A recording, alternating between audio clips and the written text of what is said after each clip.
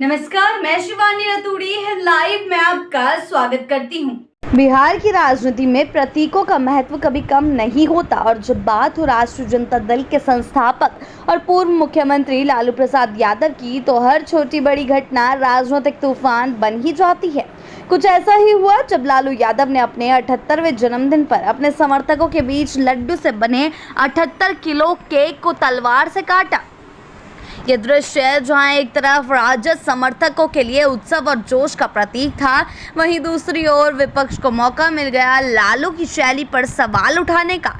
जैसे ही लालू यादव का तलवार से केक काटते हुए वीडियो सोशल मीडिया पर वायरल हुआ, ठीक वैसी ही प्रतिक्रियाओं की बाढ़ आ गई। लेकिन सबसे तीखी और राजनीतिक रूप से धारदार टिप्पणी आई केंद्रीय मंत्री और हिंदुस्तान अवाम मोर्चा के संरक्षक जीतन राम मांझी की ओर से। मांझी ने न केवल वीडियो साझा किया बल्कि तीखा तंज कसते हुए लिखा, लाठी में तेल पिलवाकर समाज को बांटने वाले को व्यवहार में बदलाव आ ही नहीं सकता। आज जब सरकार में नहीं है तो साहेब तलवार से केक काट रहे हैं।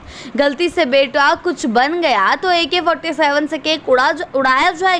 इस तंज ने बिहार की राजनीति को और भी ज्यादा गरमा दिया। लालू यादव का जन्मदिन हर साल समर्थकों के लिए किसी महापर्व से कम नहीं होता।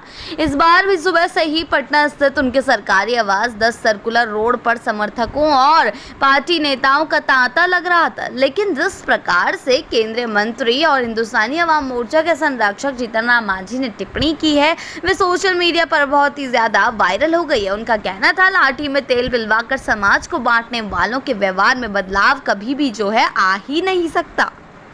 साथ ही उन्होंने ये भी कह दिया कि आज जब सरकार में नहीं है तो साहेब तलवार से केक काट रहे हैं, लेकिन बेटा अगर कुछ बन जाता है तो AK-47 से केक को उड़ाया भी जा सकता है। तलवार का इस्तेमाल जहां कुछ लोगों के लिए शक्ति और संघर्ष का प्रतीक था, वहीं विपक्ष ने इसे हिंसा की संस्कृति से जोड़ दिया। मांझी के बयान ने इस विवाद को और हवा दी और ये महज एक जन्मदिन की रस्म से कई आगे जाकर राजनीतिक बहस का विषय बन गया। राजद समर्थक इस पर सफाई देते नजर आए हैं कि यह परंपरा का हिस्सा है। उनके मुताबिक तलवार शक्ति, शौर्य और सम्मान का प्रतीक है। ये कोई नई बात नहीं है और कई अन्य राज्यों व समुदायों में भी खास अवसरों पर इसी तरह से उत्सव मनाए जाते हैं। लेकिन विरोधी इसे लालू यादव की राजनीतिक मानसिकता और पुरानी शैली का प्रतीक बता रहे हैं। उनका कहना है कि यह शैली अब लोकतांत्रिक मूल्यों से मेल नहीं खाती। प्रश्न ये नहीं है, प्रश्न ये है कि क्या यह सिर्फ एक प्रतीकात्मक दृश्य था या फिर इसके पीछे कोई राजनीतिक संदेश छिपा हुआ था।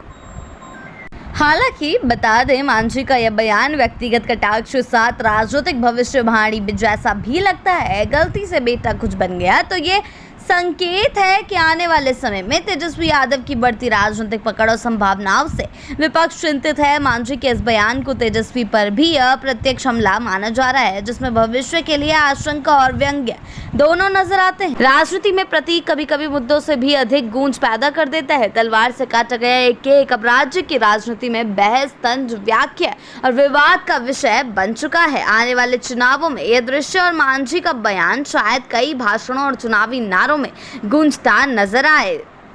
ऐसी ही अपडेट्स के लिए जुड़े रहे हैं लाइव के साथ ही चैनल को सब्सक्राइब करना ना भूलें और हमारी फेसबुक और वेबसाइट के साथ भी जरूर जुड़ें।